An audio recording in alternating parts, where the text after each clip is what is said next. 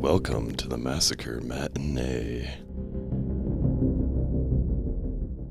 Welcome back to the matinee, Kate. Welcome back to the matinee. Who's our guest today? My dear old stepdad. That Hello. would be me. Dear old stepdad. I'm not calling you old, but So, I mean, as we were talking about earlier, yeah. everybody that comes on the show needs a creature. What's your creature? I guess you can call me Yeti. Yeti. Steve the Yeti. Works for me. I'm gonna have to draw like a little thing that has like all of the people's like animals and creatures and everything like that. My mom's like going, she talked to me. She's like, he's got his creature, and she's like, are you allowed mythical creatures or this? And I'm like, just a creature. I don't give a shit. Like, yeah, we got rules. You got to be this. You got to have this color. No, you got to be able to find it in nature. Well, so what case do you have for us today? We are doing the Ken and Barbie case. Though the only reason why it's called Ken and Barbie is just because they were really good looking. Yeah. Well, Otherwise, it's got a lot. find any excuse they can. Yeah, I mean, the media coverage on this was kind of weird, so they didn't really know what to call it at the same time, so they just kind of did the Ken and Barbie thing just because, you know, kind of happened in like the 80s and 90s, and Barbie was a thing. Yeah, kind of a makes big sense. thing. We're throwing out the doozy scale for this one. Oh. And because it's Canadian. It's not often that you're the one that says that. I'm Usually throwing I'm the out one the that doozy says scale that. and replacing it, all right? Just for this one, because, you know, we're youpers. What are we And replacing what are we it with? always, you know, compared to? Canadians. Where does this case happen? Canada. What are we replacing the doozy scales? Is the amount of fucking opes that it is. Oops. Opes. Okay. It's a lot of fucking ope. So A lot of ope. a lot of ope. Have you been thinking of that all day? Yes, I have. I'm proud of you. Okay, our Ken is Paul Bernardo. Our Barbie is Carla. Fucking, how the fuck you say? Homoka, yeah. Fucking hate Paul. We all hate Paul. We don't know if we hate Carla yet. I'm not even gonna like beat around the bush of like who did what, because in this case, like, you know who did it, and there's no like, oh well, maybe it was this person and they got framed. Like, no, it was for sure this fucking person or this set of people. So Paul was born Paul Kenneth Bernardo, August 27th, 1964. So he's only 5 years older than you. In Scarborough, Ontario. Were you around? Like from around? Scarborough is like an hour and a half away from. Okay. Hello, Miss Bella. Yeah, because I could not tell you where a single fucking city is in Canada other than like Buffalo, because it's right next to Buffalo, New York. Because it's literally. Makes sense. I mean, Yeah. So he was the youngest of three kids of Kenneth and Marilyn Bernardo, where he gets, you know, his middle name from. And, well, Kenneth was not a good dad. He was really shitty. And I want you to take a guess of how he was shitty, because there's only so many options in this podcast of how this person is shitty. Well, I mean, probably not murder. No, not murder. So I would assume some kind of rape or abuse. Yep. Well, I said two. Which one are we yupping? Well, it's both. Oh. You should say that. He would really often like sexually abuse Paul's older sister in front of family members. Like, he'd make this a living room affair. Just kind of pull his sister out and just start raping her and everything Why didn't like the that. family do anything? I feel like that makes them just as guilty. Like, I don't know, but I feel like if something happened in that early age, but then again, this was like the fucking 70s where everyone was like hush hush about a lot of shit, that I feel like Paul wouldn't have been the person that he was if his dad, like, if he wasn't witnessing his dad doing these things. Because you got to think, this kid grew up just seeing these visual acts being done. that It was just like normal. That was yeah, like Sunday that was just afternoon normal. cartoons to him or some shit. oh god, Unbelievable. Dad, it's Saturday. Pull my sister out. God damn. But something did happen. Kenneth ended up getting arrested for. Now this one, I didn't look up the details, and I really thought I really should have. Voyeurism Voyeurism. and pedophilia. Okay. So he was arrested, and that's kind of like the last that you hear of Kenneth. He's not mentioned in anywhere else. It's just kind of like He was maybe this never is why seen he's fucked up. again. Wow. And this kind of fucked up Paul's mom, Marilyn. Like, she was fucked up from seeing, well, one, she was also getting abused. I was going to say, there's no way she wasn't getting abused. And then watching her oldest daughter get abused, Yeah. and, like, just so that her son was sitting there watching it.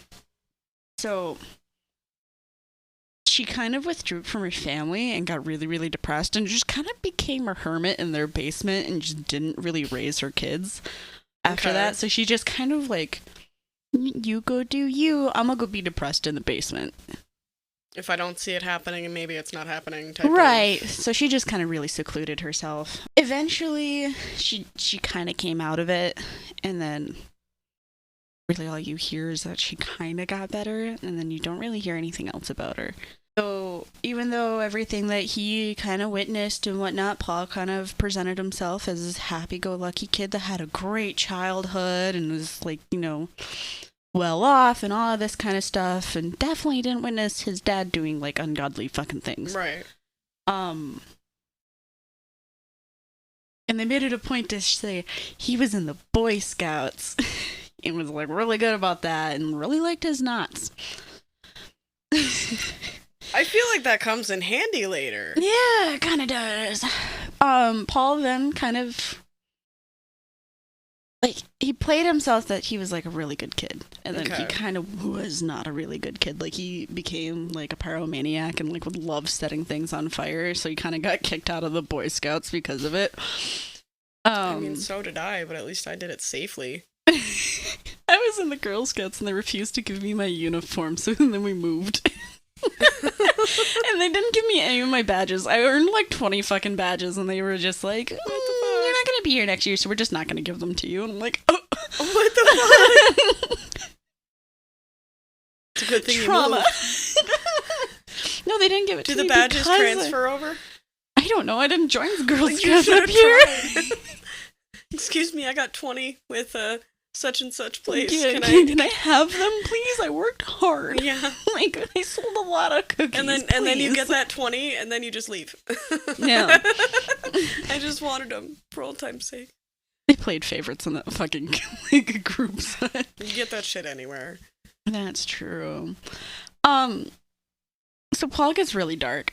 I don't know what age he develops this at, but he develops this fantasy that he wants to have a virgin farm and breed women to become virgins so then he can have sexual, like just so he could be the one to take away the virginities. So yeah, he has this is like, I think he probably had this fantasy before the age of 16, so that just kind of shows you like how fucked up he was. But when Paul was 16, him and his mom actually got into like a really bad fight, and she saw that he was kind of becoming like his dad, so she was just like, you know what, fuck you, you're the result of affair. Kenneth ain't even your dad. And he's like, you're a fucking whore and a slut, and just like runs out of the house. And I guess that fucked him up a little bit, knowing that he was a part of an affair, and made him kind of, his hatred of women kind of go a little farther. Yeah, I was gonna say I could see how that would kind of piss him off, but Kenneth did Kenneth know that he wasn't his? Or? I don't know. Kenneth is in jail at this point, so I don't think he gives a shit. Well, yeah, I suppose. Somehow Paul got a girlfriend, because he was a good-looking guy. Not my standard of good-looking, but like society standards of good-looking. He kind of he gives off Ken. Jeffrey Dahmer vibes. I'm not gonna lie. They were calling him Ken, so I'd imagine you would have to have at least like some semblance of that. I don't know. Ken, I was gonna say like just stereo fucking typical like. You were a bland sheet of attractive, I guess. One of his girlfriends decided to break up with him because the way that he was acting, like, it was just too much for her. So she was just like, you know what, fuck this, I'm getting out. Smart on her part. Not the smart part was going for one of his best friends and started dating him right away. And in that instance, Paul was like, you know what, fuck you. Went and got all of her things that he could, like, get access to, like going into her fucking house and just being like, yeah, I'm just here to come get some of my things, grabbing all of her shit and then burning it. Steve, you can chime in at any fucking time, by the way. I'm just letting you go on. You're on a roll. Go, Katie, go. See, and the best part about being here at recording that Mom's not going to get to experience unless she comes and sits in a fucking episode is you get to get the whole story. Yeah. You Nobody get to see knows the what the unedited. episode sounds like until Monday when it posts. Oh, yeah? Aside from me. What you cooking, Mom? But that is my reward to myself, is that I get to surprise everybody, because I'm the one that's got to listen to this fucking I don't thing, even like, fucking 4 know what the goddamn episode's times gonna look like before it until goes Monday. out on Monday. I gave her the option. I offered to give her the login so she could like preview it, and she's like, "No, I just want to like be the surprise." surprised." That's cool. Oh, that's cool. So now that we've mentioned Mom, what you cooking? Yeah. What are you making for Steve for dinner? Mom made snacks. Mom? Yeah, great time to mention the snack. You want to Thanks for making snacks, Mom. You want to say what the snack is, Steven? Today's snack is... You don't know what the fuck she made, do I you? have no clue. Puppy chow. Puppy chow. He was all ready to do it, too. He was and so he's like, confident. he was, right up until he said is, and he's like, eh. Oh my god.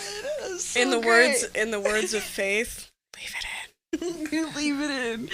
That's a treat for Mom, because she's like, he's probably just gonna go, yeah. He's not saying a fucking thing. He's nodding like crazy, but he's not saying a fucking thing. All I gotta say is whatever you're saying now about Paul, I never knew. I never knew what type. I knew maybe when he was like 16, 17, preppy, blonde hair, blue eyes. Yeah. You know, and Hitler would have loved him. I didn't know his family was so. It occurs to me, different. we never mentioned why Steve is here. Steve is Yeah. here because... I was invited to talk about the Ken and Barbie killers. Hmm? Because, that's the wrong word to use, but we all lived in the same town when this was going down. So, where they found Leslie Mahaffey was our old swimming place, and which was a 5-minute bike ride. So, you know, just Carla and Mocha went to a school that was close to my stepbrothers and sisters and stuff like that. So we're all, you know. You could have, like, ran into them in the middle of the street kind of a thing. You know, and that was kind of scary at the time because I had lots of brothers and sisters, lots of stepbrothers and sisters. I was going to say, you have a huge family, don't you? Yeah. Yeah. And with my father being chief of fire department, we always heard rumors kind of first, or, you know, and Oh, he might have been there on the retrieval. he might have been. I don't know where he was stationed there, but he was always kept in the loop. He knew what was going on. And, you know, he just, one of the famous words I remember him saying around that time for a while was, you know what, if you're going to walk, you double up. There's enough of us. You're going to walk home at night, you call for a ride. I don't care who picks you up, but you get a ride home. Because Right. it was a small town, and, you know. But yeah, the Ken and Barbie killers.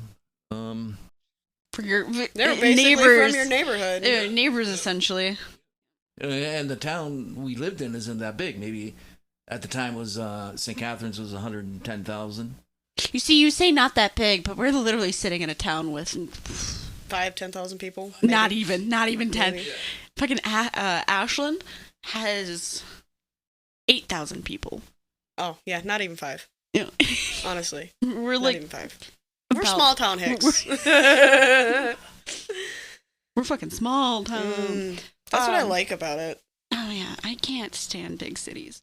So that's the first of 2 guests that we have that have like pretty close direct relation to a case that we're doing, and considering we're a true crime podcast, that's kind of scary. Like, Question: you guys have like animals growing up?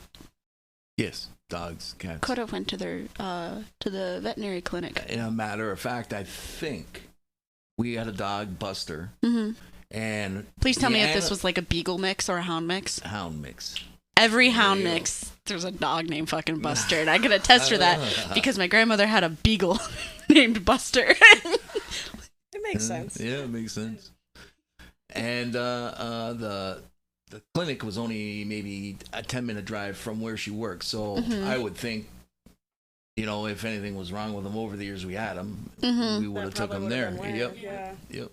Because to add context, Carla had a job at a animal clinic, and she was like a veterinary tech and everything like that. That plays a huge role into like everything like that. So after high school, Paul attended Sir Wilfrid Burial Colgate Institute. You want to try and say that without, like, fading out in the middle? Oh, I was fading out just because I have no idea how the fuck to pronounce Oh, are we going to play the game? Steven, do you know how to say this? Do you even know what I'm talking about? No? That would probably be in Skybro, so... It's for sure still Wilfred. I think it is Laurier. I want to see. And the last one is Colgate, but I'm pretty sure that is Laurier. Wilfred Laurier. Laurier. Oh, yeah, it's fucking... It's French. French. God damn. French fucking Canadians. And then in 1982, he transferred over to the University of Toronto, where coincidentally, Russell Williams, who is another person I kind of want to do a case on, was another Canadian serial killer who was coincidentally going to the school at the same fucking time as Paul. You know, it's crazy. He was just 2 years younger. Canadians are so fucking nice, but they're just killing people. They're too. fucking assholes. No offense, Steve. They're fucking assholes. That's all. We're just quiet about it. So October 1987, Paul and Carla meet. You know, and 1987 is kind of a busy year for Paul. I'll get into that in a hot minute, but it is a busy year. Maybe just a quick insight. Like, the 80s were super huge for coke in the U.S. Was that as big of a thing in Canada at the same time? Yep, especially Okay. Toronto area, Okay. where's Paul's from. Yeah. We're going to need a lot Big of hair and insider. lots of drugs. Yeah, we're gonna need a lot of Canadian reference because we are American children. So they met. Paul and Carla kind of met just because she was visiting Scarborough. Am I saying that wrong? Skyborough. Skyborough? Yeah, that's right. I It's think... really written Scar and then Burrow, though. yeah. She was attending a pet store conference. So the two shared, like, immediate attraction, and, like, you know, Carla was just as fucking kinky as Paul and all that, and, like, they were pretty sadistic in the bedroom. So we're gonna talk about Carla now. Yeah. So Carla was born May 4th, 1970. She's a year younger than you. Mom had it wrong. He's like, she's a year older. Fucking dare you, Mom? Mom, How dare you? How dare you tell me stuff about my own research? I'm leaving that in. You're in Oh so much my trouble. Mom's gonna kick my ass. If you can do catch me, it. gimpy. Oh, I'm leaving that in too. Oh, You're God. fucked now. She's gonna take the puppy chow away. No. So, the only thing that I could really find about her early life, like, obviously, I think she went to, like, veterinary school to become a tech. That's kind of obvious. I don't know where. All I know is that she used to have brown, like, really curly hair, and then when she met Pa, it was blonde, fucking straight with the big bangs. Like, Barbie. yeah. Yep. Turned into Barbie, literally. And, like, lost a shit ton of weight just to be, like, skinny mini. And, like, that is really the only thing that I could find out for her is, like, just kind of her family saying that she changed a lot after meeting Paul. Otherwise, I don't know how her childhood was. I couldn't find anything. I'm assuming then it was a good childhood and a happy phone. Like, I find that a good thing. When you can't find anything about the family, that means no reports were made. Nothing really bad kind of happened that we know of. Because obviously some things don't get reported. Right. But they kind of did, like, digging into it, like, when... So they did look into it with everything? Okay. So I'm assuming she just kind of had a normal childhood, and then she met Paul, and then, like, fucking downhill. She was just, like, over the moon kind of thing, changed everything about herself just to be with him. Well, I mean, Paul is fucking controlling as fuck, so... This is where we get into the weird line of who was in control and leading things versus who was... just following the other, because it gets really weird, and it's really, you can form your own opinions. I mean, Everybody's allowed to. Yeah. But before jumping into any of that kind of psychology, I do want to just say, like I like to say, none of us are professionals. None of us have degrees. These are all our opinions. I took a couple we are classes stoned in high my school, living room. but- Well, 2/3 of us are stoned in my living room with no degree. So take this at whatever you want. I mean, I but- passed my psychology classes, but that was child psychology. So a little different. Between 1987 and 1990, there was some crimes kind of happening in the Scarborough area. I think you probably know what I'm talking about. There was a lot of rape happening. Like serial rapist style? Or? Yeah, it was like over 13 cases of rape between these years, and they were like rough, like really rough and violent. I'm just gonna tell you guys right now, this was fucking Paul's doing. It comes out later when he, like, a whole different way. So I'll explain how it comes out, but I'm just gonna, like, kind of just say the timeline, because the timeline kind of, it's weird how it lines up. Okay. So they meet in 1987. He's already doing these rapes before he meets Carla. So she wasn't like the cause of it. So these rapes can't be pinned on her or any kind of thing like that. But at some point she starts helping him. Probably ramped it up a bit kind of thing. Yeah. I kind of did a timeline of them. And there's only 13 known cases. So there could be more. I think there was like estimated that he probably assaulted like 30 women before the murders that he did. Because there's a lot of rapes that they couldn't tie to anyone. Okay, so they just couldn't prove that it was him, but... Yeah, okay, but that's why they had the estimate that it could have been, like, up to, like, 30. But they only have 13 proven ones with DNA evidence. So May 4th, 1987, there was a rape of a 20-year-old woman in front of her parents' house. Like right in the front of the house? lawn. And Paul had followed her home. 10 days later, May 14th, 1987, there was a rape of a 19-year-old woman in the backyard of her parents' home. Like, right at the house again. Mm-hmm. And then he does, like, a little bit of a Not break. screaming? Right? Were there no neighbors? Like... He does get chased off in some of them. So it's just kind of like he got lucky. He was just lucky enough that he didn't get caught? Yeah. But still, I think majority, he got them from behind. Always. Mm-hmm. So they didn't get a visual. Because he would stalk them. Like, he would wait for... He'd see them, like, going on their way home, and he'd, like, follow them for a while, and then get them, like, when they're about to go into their house or something like that. Which immediately makes it a premeditated anything because of the stalking. July 17th, 1987, there was the attempted rape of a young woman, although he got really upset at a victim and got bored because she started fighting back. And he was just like, fuck if this. You're not going to make it easy. Yeah. He didn't like the fact that it wasn't easy for him and everything like that because he was entitled. He thought everyone, like, owed everything to him. So he got upset and he just, like, ran off.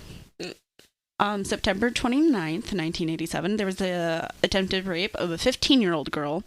Paul broke into the victim's house and had entered her bedroom, and he jumped on her back and put his hand, like, around her mouth and threatened her with a knife. He, like, had his hand so hard on her face that it bruised her face in, like, the form of, like, a fucking handprint. Damn. He, like, made her ear bleed because he bit it so hard. Fun fact, you can actually bite off your own finger. It's just your brain that says not to. Oh, yeah, it's like a carrot. So it does not surprise me one bit about the only reason why she didn't get raped was because her mom walked into her bedroom to see, like, how she was doing. And just saw this dude there? Mm-hmm. And he, like, jumped out the fucking window and ran off. The fact that he got away so many times. Mm-hmm. So now this is the first one after he had met Carla, December 16th. So he took October and November a break, probably to, because he had Carla in his life now. Right. He didn't have to go other places for it. December 16th, 1987, he rapes a 15-year-old girl. Must have got bored. Yeah. December 23rd, 1987, the rape of a 17-year-old girl with a knife that he used to threaten all of his victims. So was it always, like, the same knife, like some kind of sadistic ritual At thing? this point, they finally, like, named that, hey, there's a serial rapist here. Okay.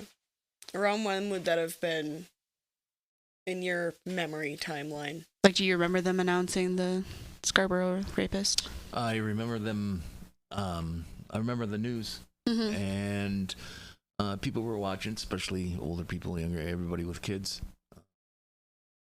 I don't remember, like, for instance, Katie was just talking, I don't remember that one, like, details about that or anything. I knew there was a time break in between where it looked like where he met Carla. And at that time, it was, like, I think a year after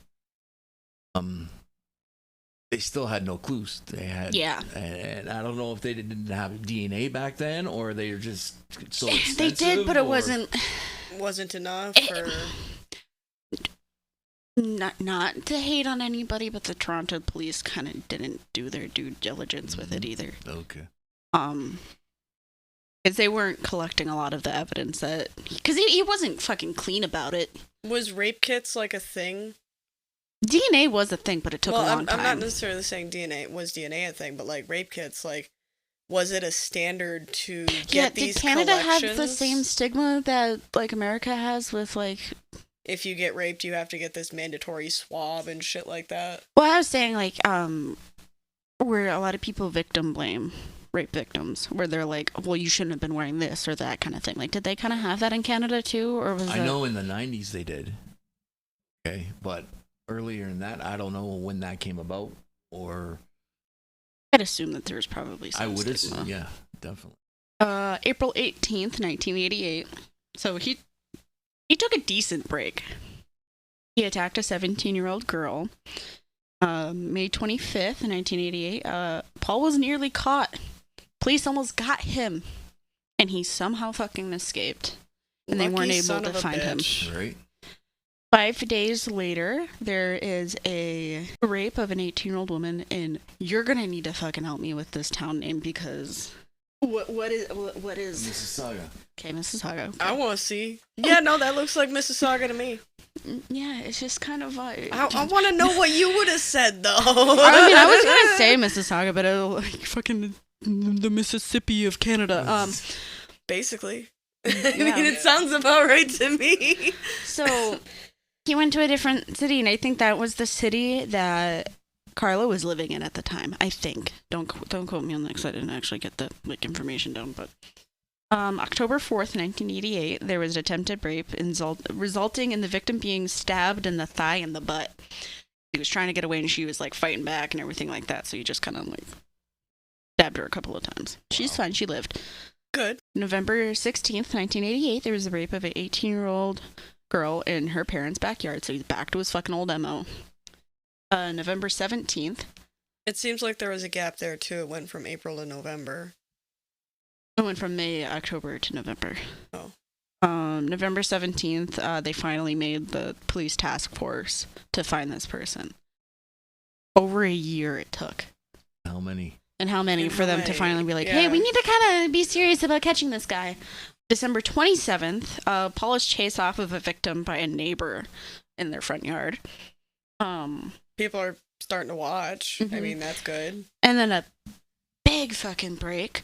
June 20th, 1989, Paul is again chased off of a victim. So he's kind of losing his mojo with being able to do it. Doesn't last that long. He can't get his rocks off quick enough anymore. August 15th, there's a rape of a 22-year-old woman. November 21st, there's a rape of a 15-year-old woman in a bus shelter. Waiting for the bus, he fucking gets her. Wow. November 22nd, 1989, there's a 19-year-old woman that is raped. May 26, 1990, the rape of a 19-year-old woman. She was able to actually remember his face and gave police a detailed description. Good. This is kind of jumping a little bit in the timeline, but July 1990, Paul's interviewed by police, and he admits, like, yeah, I look like this description, and willingly gives his DNA. This is where we're going to kind of break on this, but him willingly giving giving police his DNA is like a big fucking thing. So at this point, Carla and Paul have been together for a little bit, and they're having Christmas at Carla's house and everything like that. And Carla had a younger sister named Tammy. They were having like this Christmas party. She was told that she could only drink like a little bit because she was only 15. And not super uncommon right. down here either, in some places. And like her parents were like, you can have like 1 or 2 with them as long as you're drinking with them and you don't leave the house. But we're going to bed. And they were drinking rum and eggnog. And she apparently had... That's not even that bad. Like, no, but she I thought you were about to be like, oh, they were like up just partying all fucking night or some shit. Like, rum and eggnog is like a seasonal, that's fine shit. And they gave her 2 drinks, and sometime, like, you know, she doesn't have a tolerance if it's her first time drinking. Apparently, she gets drunk and she throws up, and she suffocates on her own vomit and dies. That sucks. So her death, accident, right? You'd think. You'd think. That's what the family thought. Well, it's not. It's not what happened. And, you know, Paul's already doing these sadistic things. He's raping women and everything like that. Carla knows that he's raping women because she's going with him in the car. She's probably bait. To lure these women into the car and everything like that so then he can go and rape them. Was she battered at all in this situation, or does she get off on it? Like, I'm gonna go against my notes real quick. I had a timeline and whatnot. Basically, at some point, she gets away from Paul and she goes to the police and she's like, I got a fucking story to tell you, and I'm gonna tell you it. But, like, I'm a victim here, and she tries to act like she's also a victim and whatnot. That could just be, I got to the cops first, though. I mean... So, basically, her coworkers had noticed that she was going to work, and she was, like, always fucking injured and whatnot, had black eyes and everything like that, said that Paul hit her in the head so hard with a flashlight that she got 2 black eyes from her, like, brain fucking sloshing. So she was going the whole, like, I'm a battered woman and all that kind of stuff, and, like, police fucking believed it for a long-ass time. But, you know... In order for her to get hit so fucking hard that her brain sloshed and gave her black eyes, like, she would have probably been in the hospital for a couple of days. Yeah, you would think.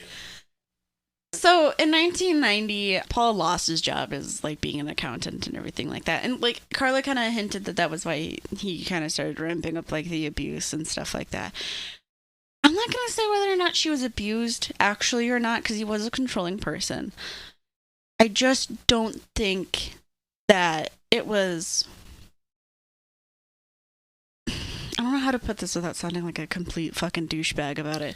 Word vomit. I don't think she was actually abused. Do I think that she was controlled and probably manipulated, but then she kind of came out on top and was herself doing the manipulating and everything like that?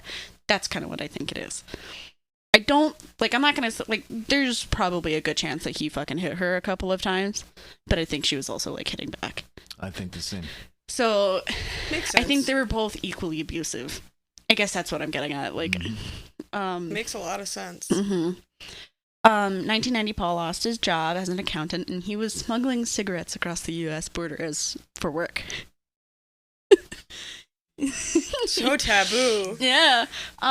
He spent long periods of time with, you know, Carla's family and everything like that. I'm leading into that, Tammy's death, if that wasn't obvious. It was not obvious, but thank you.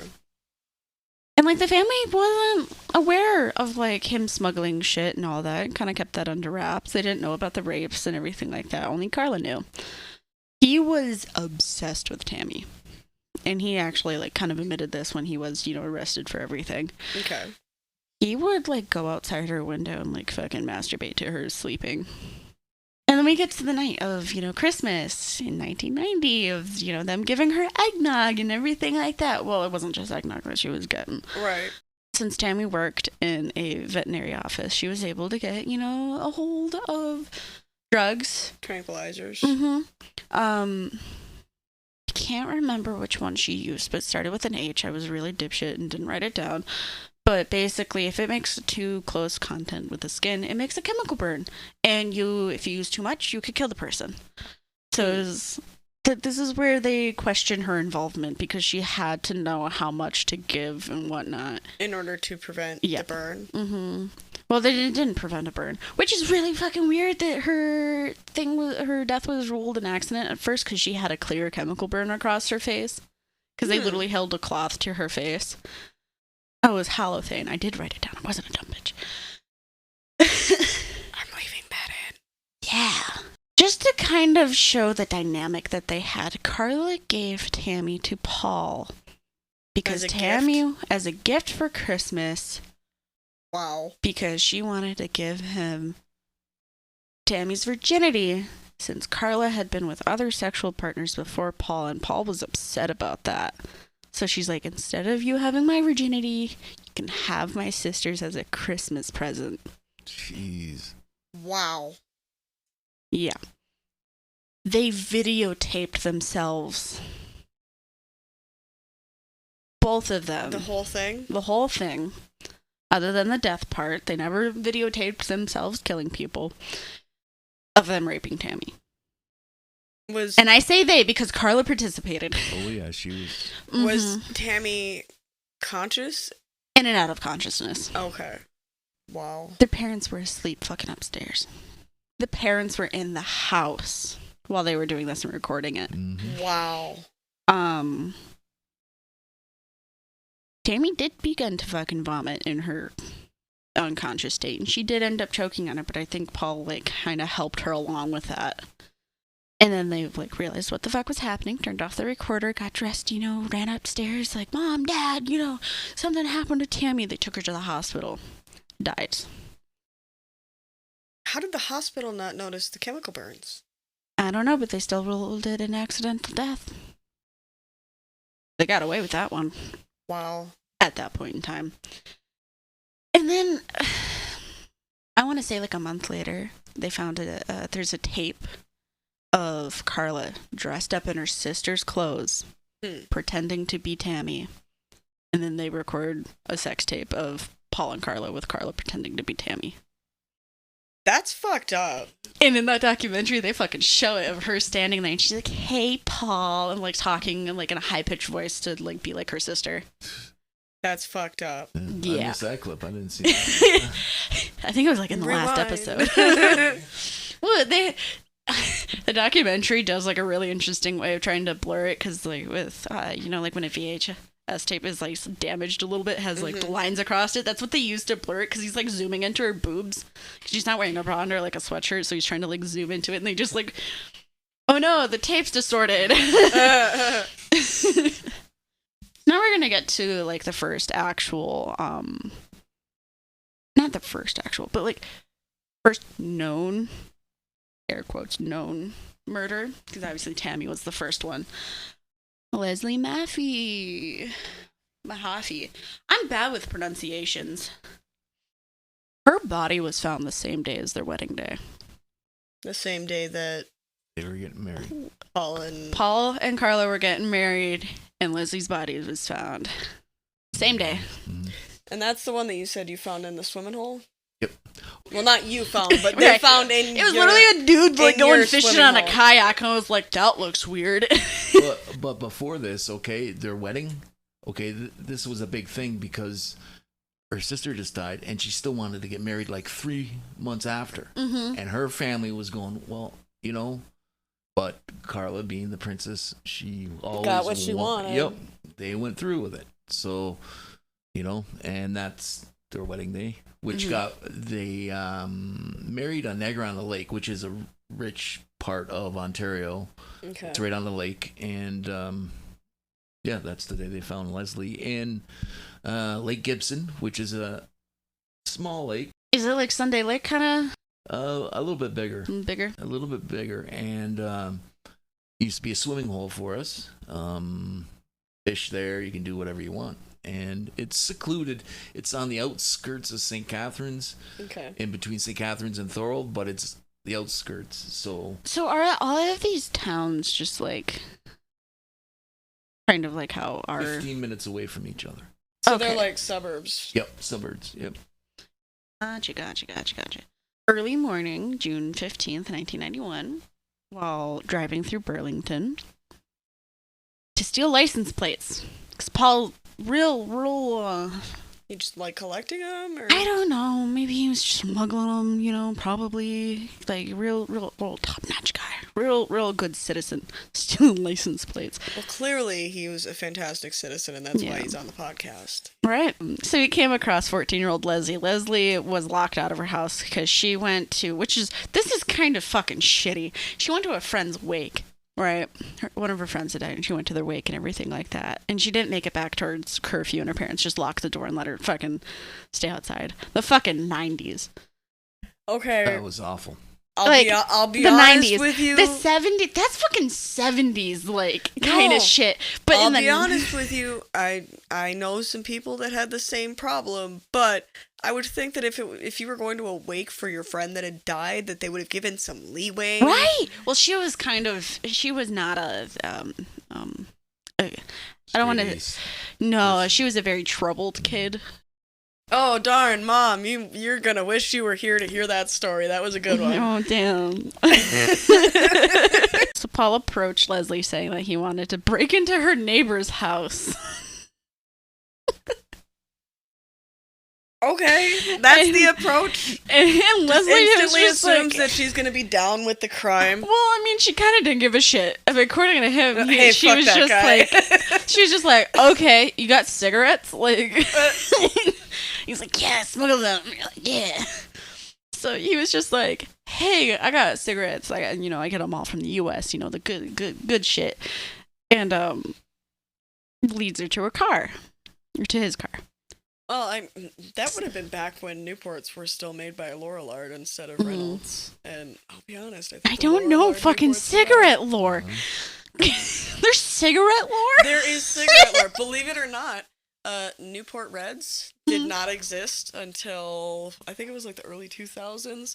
They were trying to get rid of all menthols because they were like, menthols, see, that's the reason why there's kids another smoke. menthol There's band. tons, but the problem is Newport's was originally exclusively menthols. That's all they had. So they were like, we're going to fucking get rid of them. And Newport's like, shit, we're screwed. So they came out with non-menthols and then the golds, and now they've got the whole variety that everybody else does. But originally, back then, they were owned by Lorillard. That's the company that started Newport's. But they got bought out by R.J. Reynolds.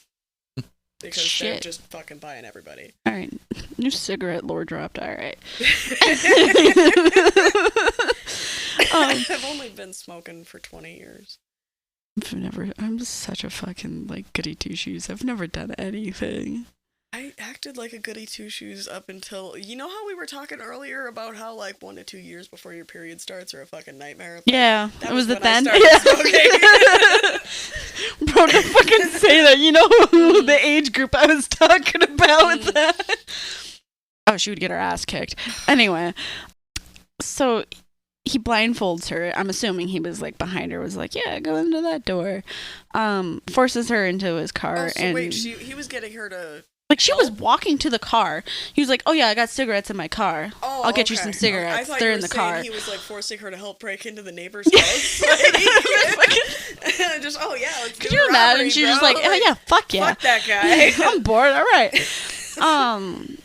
I'll pay you with cigarettes. Just hop through this window real And quick. he drove to, oh my god, I thought These Michigan, names? I thought Michigan names were bad. Let's see if I can read it upside down. Dallouise? Dallouise? Dalhouse. Dalhouse? That's Port Dalhousie. Dalhousie? Yep. Dalhousie? Port Dalhousie? I'm reading it upside down. I want some fucking credit here, There you okay? And he called Carla. He's like, hey, by the way, because at this point they have a house. He's like, I got a victim. Just calls her up. Hey, by the way, I'm going to bring someone home. Wakes her up. Hey, don't worry. There's a girl in the basement. Don't worry about it. Go back to bed. She thought it was just another, like, rape victim. He's just like, no, she's in the basement. Don't worry about it. All right. Goes back to fucking bed.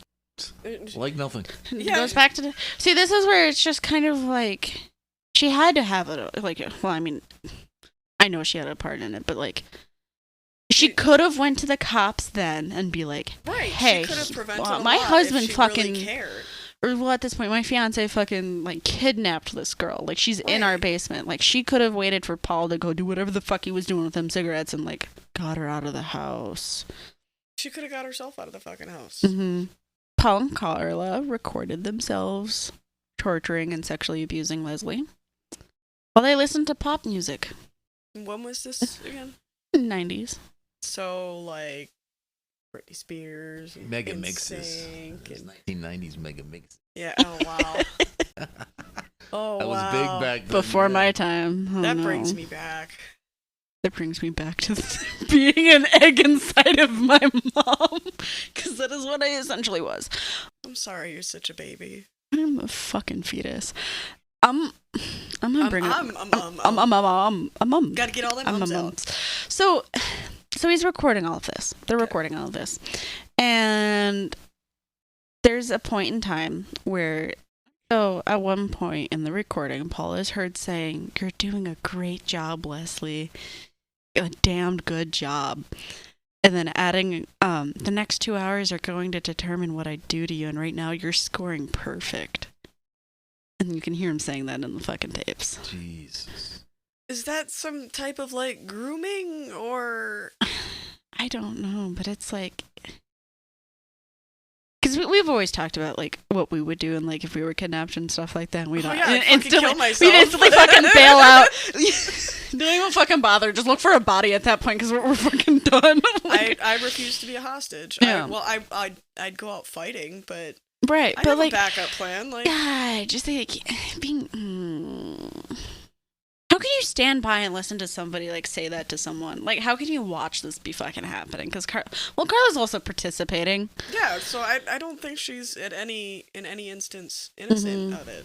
So, Carla's still getting them drugs from the animal hospitals. So he starts or he claims that Carla started feeding Leslie a lethal dose of Alicoin. I don't know.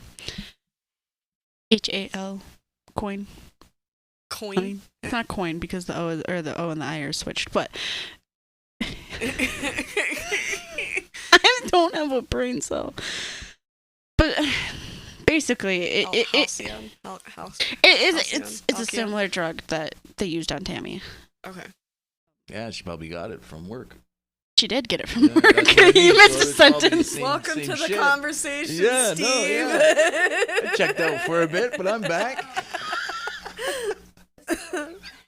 And I guess at some point he got bored or whatnot. They got bored because Paul strangles Leslie with an extension cord. And they just leave her. Why do you keep finding people strangling people with extension cords? Because this is not the first one you've done where somebody. No, and then Faith brought one up with extension cords. So guns don't kill people. Extension cords do. Ban extension cords. They come with warning signs. And they just left her body in the basement. Okay. You know why? They had Easter dinner to get to. Carla's family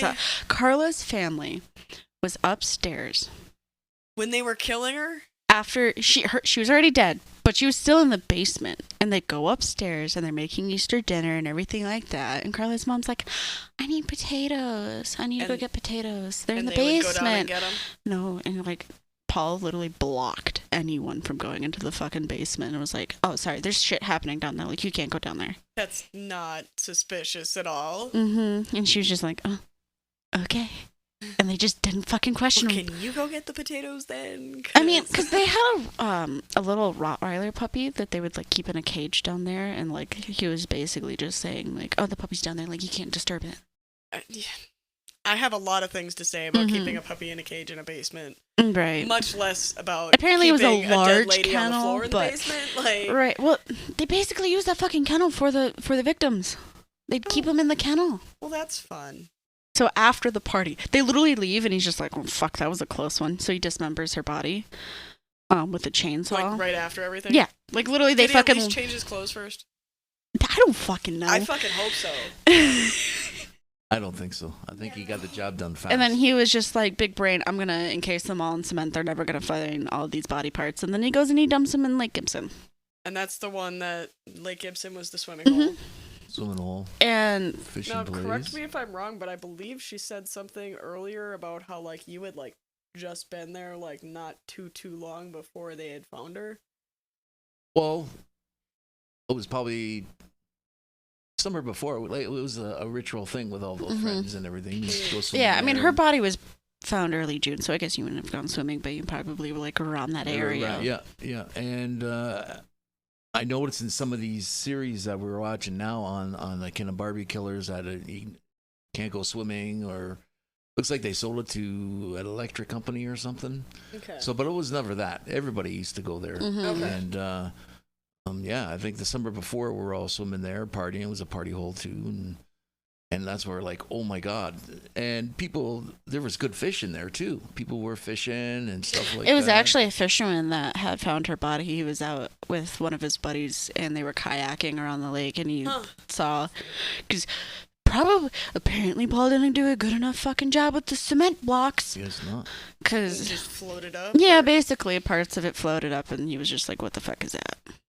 And it was like some part of the body tried part. to do the whole body parts in a trash bag with cement kind of thing. Yeah, you like Eventually, encased them in bag, cement. Yeah. And the day of his wedding, and she was found. And they were saying how good an alibi they would have if anything was ever said because they were married. Yeah.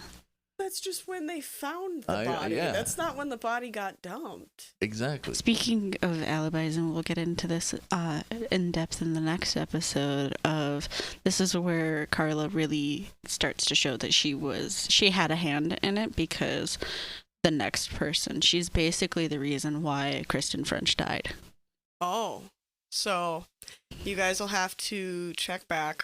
This is going to be a two-parter, but it's going to be an immediate release two-parter. So this episode's I'll put this one up at noon, and then I'll put part 2 up at 1 o'clock Central Time. So, I mean, it's about an hour episode anyway. Yeah. You're going to be able to roll right into it. Don't worry, because I'm anticipating it just as much as you are. Yep. So we will see you for part 2 in like 5 minutes. Yeah. Bye. Bye. Bye.